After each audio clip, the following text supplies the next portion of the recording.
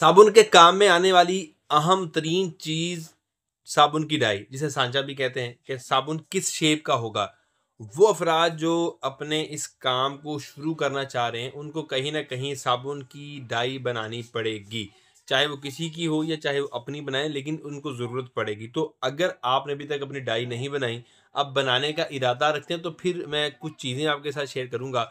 मुझे उम्मीद है कि वो आपके काम आएंगी।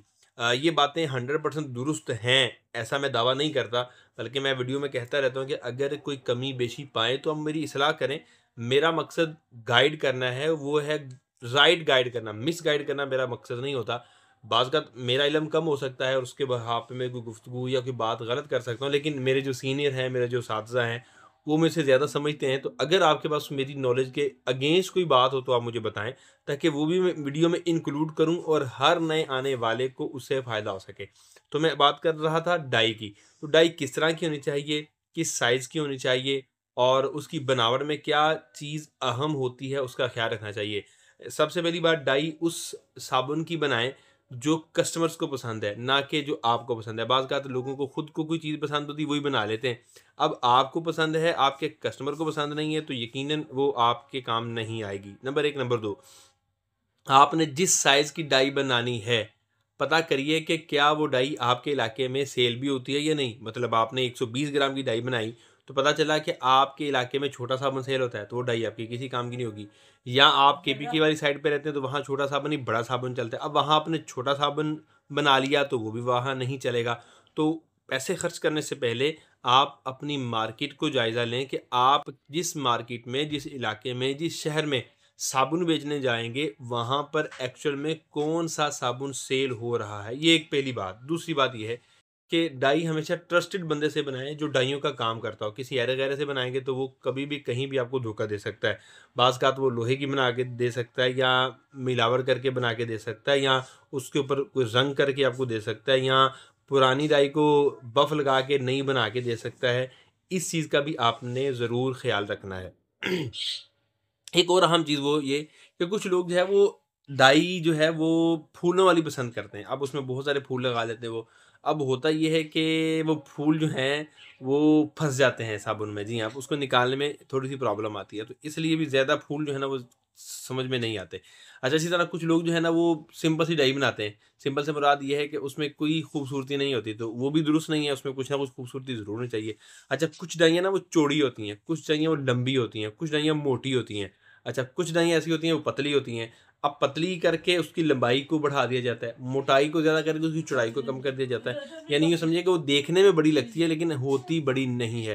तो ये भी साइकी समझें कि आपके जो कस्टमर्स हैं वो किस तरह का साबुन पसंद करते हैं। यानी आपके ग्रामेज भी कंट्रोल रहे और आपका साइज़ भी कंट्रोल रहे और आपकी शेप भी कंट्रोल है। ये भी आपने मद्देनज़र रखना है। मैंने एक वीडियो बनाई है डाई की, वो मैं आपके साथ शेयर करता हूँ कि कुछ प्रॉब्लम हमारे भाइयों को ये आती है कि साबुन अब फँस जाता है, साबुन निकलता नहीं है। उसकी एक वजह तो ये होती है कि जो डाई का फूल होता है, यानी 2 पल्ले होते हैं उसके, एक नीचे वाला, एक ऊपर वाला। अब फूल जो है वो ऊपर वाले पल्ले पे लगा देते हैं।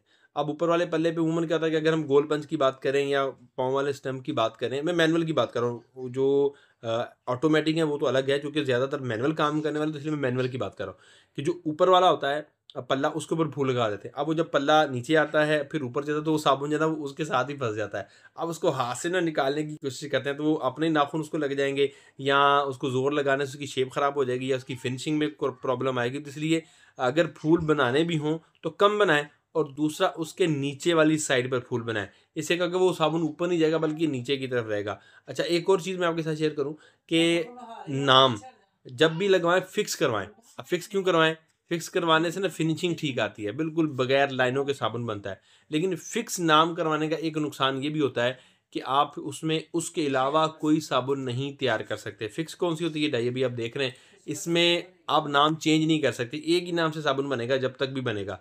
अब फिक्स का फ़ायदा क्या है कि फिनिशिंग ठीक आती है, और फिक्स करवाने का नुकसान ये है कि फिर आप इसमें कोई और साबुन नहीं बना सकते। तो अगर आपका काम बड़ा है तो फिर आप फिक्स ही बनाएँ, कोई इश्यू नहीं है, बेहतर ही आपका रिज़ल्ट आएगा। दूसरा ये है कि अगर आपने फिक्स नहीं बनाया, मिसाल के तौर पर आपने उसमें चिप लगा दी, तो चिप में भी एक प्रॉब्लम ये होती है कि वो चिप बिल्कुल सतह समंदर से, यानी तह के साथ जुड़ी हुई होती है। अब वो तह के साथ जुड़ी हुई होती है, अब उसमें भी साबुन फँसने का चांस होता है। उसमें स्प्रिंग नहीं होता। अभी जो वीडियो आप देख रहे हैं मैं आपके साथ शेयर करता हूँ, उसके अंदर मैं बताता हूँ, आप वीडियो देखें, फिर मैं आपको बताता हूँ कि इसको क्या करना है। ये आज 22 रमज़ान को अल्हम्दुलिल्लाह एक डाई बनाकर मैंने कस्टमर को दी है। हमारी कोशिश ये होती है कि हम क्वालिटी पे कंप्रोमाइज़ ना करें। मैं जो आपको बताना चाह रहा था वो ये है, एक तो फूल देखें नीचे वाले पल्ले पे है, दूसरा मैं दबा रहा हूँ, ये देखें ये इसके अंदर स्प्रिंग है। साबुन जब फंसेगा भी ना तो ये स्प्रिंग उसको बाहर निकाल देगा। यूँ आसानी होगी साबुन निकालने के लिए, साबुन ख़राब नहीं होगा, शेप ख़राब नहीं होगी, फिनिशिंग इसकी आउट नहीं होगी।